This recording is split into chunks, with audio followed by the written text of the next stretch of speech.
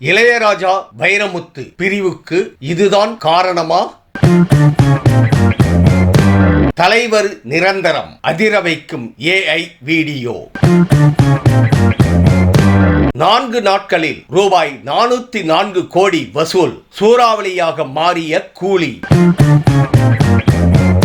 வடிவேலு மாமா துரோகம் செய்தார். விஜயகாந்த் மகன். அன்பு தமிழ் நெஞ்சங்களுக்கு மெர்சல் கெலாட்டாவின் அன்பு வணக்கம். வாங்க இன்றைய காணொளி இதோ.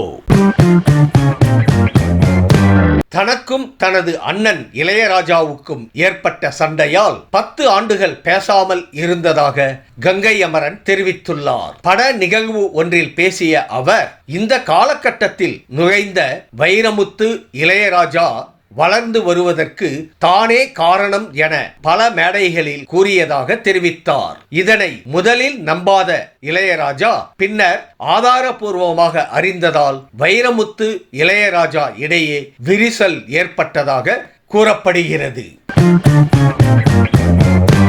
தமிழ் சினிமாவின் உச்ச நட்சத்திரம், பாக்ஸ் ஆபீஸ் கிங், இந்திய சினிமாவின் சூப்பர் ஸ்டார் என பல பெருமைகளுக்கு சொந்தக்காரர் நடிகர் ரஜினிகாந்த். அவர் சினிமாவில் அறிமுகமாகி 50 ஆண்டுகள் ஆகிவிட்ட நிலையில் அவரின் சினிமா பயணம் குறித்து கூஸ்பம்ப்ஸ் AI வீடியோ ஒன்று வெளிவந்துள்ளது. வசூலில் ரெக்கார்ட் பிரேக்கர் மட்டுமின்றி அவர்தான் ரெக்கார்ட் மேக்கர் என்றும் கூறுகிறது அந்த காணொளி. உங்களுக்கு பிடித்த ரஜினி திரைப்படம் எது? கமெண்ட் பாக்ஸில் பதிவிடுங்க.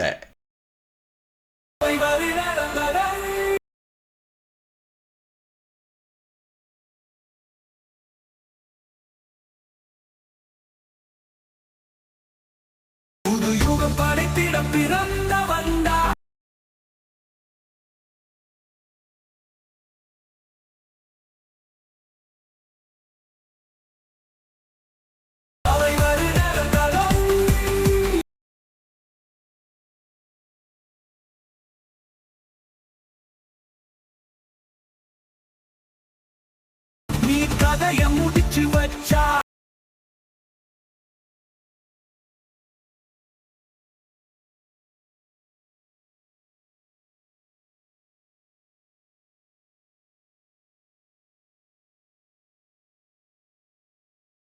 இவன் கோட்டையில் காலெடுத்து வச்சா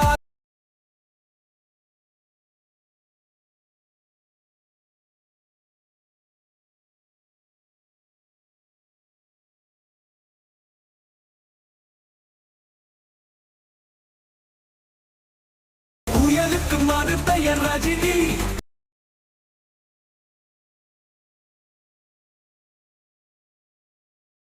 மக்களின் தலைவர் ரஜினி.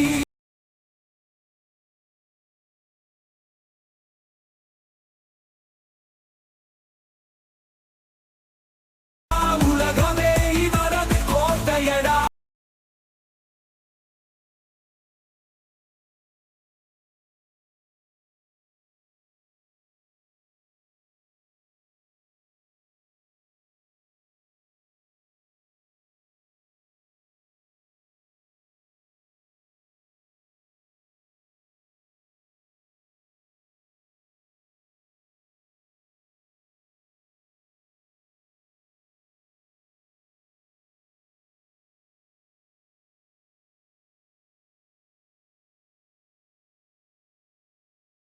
புயலுக்கு மறுபெயர் ரஜினி.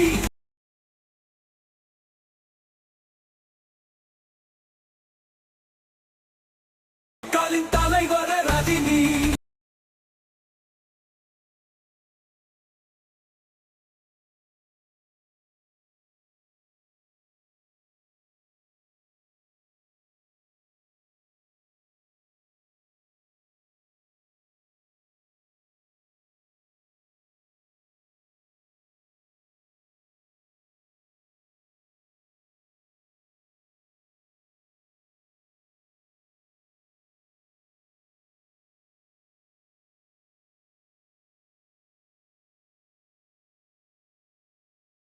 வானம் முழுவதும் இவனின்